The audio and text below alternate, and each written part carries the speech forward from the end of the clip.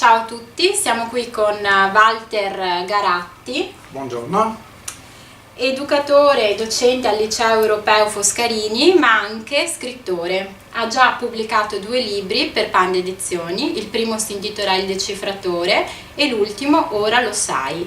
Tutti i lettori che hanno avuto modo di apprezzare i suoi libri immergendosi nell'atmosfera che lui descrive in modo molto meticoloso, hanno definito la sua scrittura una scrittura visiva. Perché? Sì, sono d'accordo con questa definizione perché io cerco di fare in modo che il lettore innanzitutto non sia annoiato, riesca a procedere con una certa scioltezza e naturalezza nelle pagine e soprattutto che ricordi immagini, che ricordi per immagini. Scrivo in questo modo perché mi viene così, cioè non è una cosa costruita, non riuscirei a scrivere attualmente in maniera diversa da questa, insomma, è una cosa che mi viene spontanea.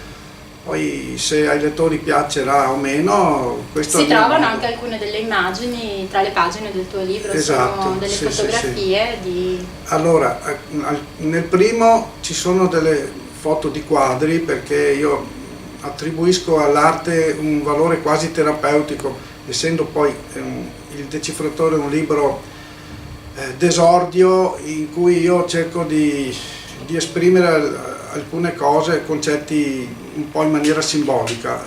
I quadri sono riprodotti in bianco e nero. Ci sarà, non so in che tempo, un'edizione in inglese del Decifratore, è in corso di traduzione, ci saranno 2 illustrazioni di una artista che io considero molto brava, si chiama Carlotta Fadalti. Bene. E proprio per tutte queste tue qualità probabilmente sei stato coinvolto per la prima volta nella giuria della 3ª edizione del premio letterario Prunola. Quindi quali contatti, come mai sei entrato in questa giuria e adesso come ti stai preparando? Allora ringrazio Alessandro Coppo e ringrazio anche l'editore naturalmente, mi hanno comunicato qualche mese fa che avevano intenzione di questo.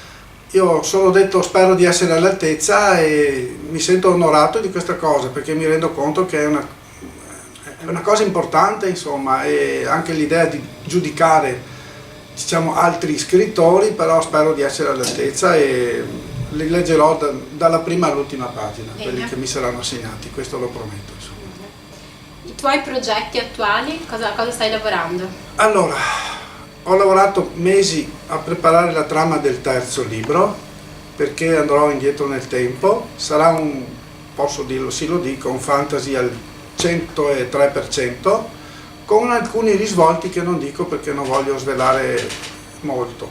Sarà un po' più lungo dei primi 2 che sono un po' ridotti come pagina, però proprio ieri mi hanno detto che insomma non è la quantità ma è l'impressione che ne ricavano i lettori che, non so, nel caso del Decifratore non dico tutti ma quasi l'hanno letto 2 volte perché il mio modo di scrivere un po' tende a lasciare un po' simbolici i contenuti. Più interpretazioni possibili. Esatto, ognuno sceglie dove arrivare con la sua interpretazione, io poi ci provo e vedremo. E è già stato premiato perché ha già ottenuto il premio intitolato alla scrittrice scomparsa Loredana Cappellazzo del concorso internazionale di letteratura Locanda del Doge nella sezione letteratura edita con Il Decifratore. Con Il Decifratore. E quanto lavoro c'è dietro allora per arrivare alla pubblicazione di un libro? Questo bisognerebbe chiederlo soprattutto all'editore, il quale so che è molto impegnato, per sua fortuna, ultimamente, e ti garantisce, il dottor Andrea Tragli, ti garantisce assistenza continua e i tempi non sono molto lunghi. Mi pare di ricordare un paio di mesi Il Decifratore, forse un mese in più, ora lo sai, ma lì dipende anche dalla data, dal momento, quanto lavoro aveva l'editore, insomma, però non si va oltre i 2 o 3 mesi nel mio caso. Per vedere il proprio libro in libreria. Sì, bene. sì.